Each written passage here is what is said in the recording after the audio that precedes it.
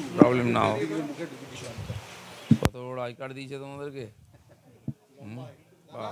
সকাল থেকে আপনাদের দুই প্রার্থী, একদিকে হিরণময় চট্টোপাধ্যায়, অন্যদিকে অগ্নিমিত্রা, যেইখানে যাচ্ছে সেখানে বিক্ষোভ দেখাচ্ছে, আটকে দেওয়া হচ্ছে, কি বলবেন? শুনুন, ক্যান্ডিডেটকে আটকে দিয়ে ভোট আটকানো যায় না।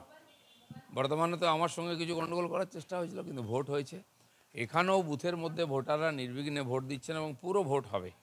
টিএমসি এখন হতাশ হয়ে গেছে, কি করবে, রাগটা কার উপরে দেবে, আমাদের ক্যান্ডিডেটকে আটকাবার চেষ্টা করছে। এখানে নয়, তমলুকের ক্যান্ডিডেট জাস্টিসকেও আটকাবার চেষ্টা হয়েছে।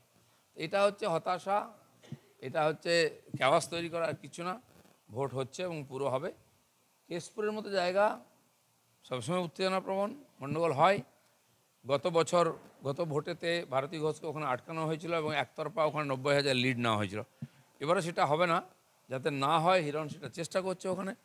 আমার মনে হয় ওখানেও ভোট ঠিকঠাক হবে। আমার কাছে খবর এসছে কেশপুরে কয়েকটা বুথে গণ্ডগোল হয়েছে, আমি ওদেরকে খবর পাঠিয়েছি। চিত্রটা তো প্রায় এক, মানে ভারতী ঘোষের সময় যা ছিল হিরণের সময় তাই হচ্ছে। না, ওখানে কোনোদিন বিরোধীদের ভোট করতে হয় না। কেশপুর তো গতবারে তো আমরা প্রার্থী ক্যান্ডিডেট বসিয়েছিলাম, ভোট করেছিলাম। এবারে আরও পিসফুল ভোট হবে। কিছু গুন্ডা বদমাশ আছে, তারা গণ্ডগোল করার চেষ্টা করে, কিন্তু মানুষ ভোট দেবে। হিরণ বলেছেন 280টা বুথের মধ্যে 180টাতে এজেন্ট বসতে দেওয়া হয়নি কেশপুরে। ওখানে থাকে উত্তেজনাপ্রবণ কিছু জায়গা, সেখানে বসতে চায় না বা বসতে দেওয়া হয় না, ভাগিয়ে দেওয়া হয়, ভয় দেখানো হয়। কিন্তু সাধারণ মানুষ তো ভোট দেবেন, তাকে তো আটকাতে পারবে না কেউ। দাদা, বারবার এই সিআরপিএফ এর ভূমিকা নিয়ে এবার প্রশ্ন উঠেছে।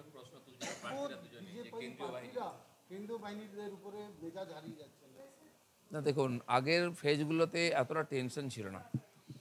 এই যে আজকে 9টা সিটে ভোট হচ্ছে, 9টাকে 9টা সিটে আমরা জিতব, সেই জন্য টিএমসি হতাশ হয়ে গিয়ে বারবার হিংসা করার চেষ্টা করছে, ঝামেলা করার চেষ্টা করছে। এখন মানুষকে ভয় দেখালে সেন্ট্রাল ফোর্সই একমাত্র সাহারা, সেই জন্য সমস্ত বুথে সেন্ট্রাল ফোর্স আছে। সাময়িকভাবে ওরা হয়তো বিঘ্ন করতে পারে, কিন্তু সবাই ভোট দেবেন।